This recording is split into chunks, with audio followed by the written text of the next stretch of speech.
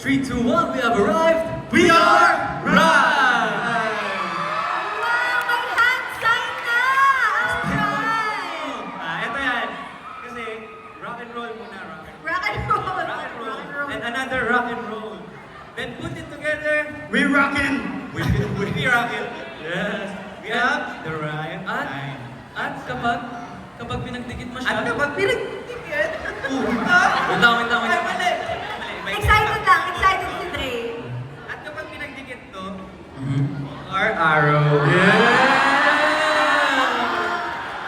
Nagustuhan niyo po ba yan?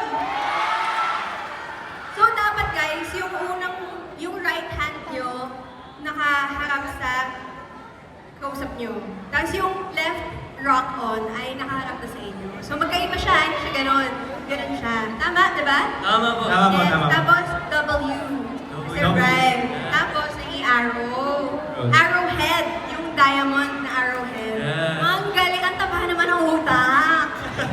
Ang ganda. Okay, sige nga, patingin nga ng right hand side. There you go. Wow.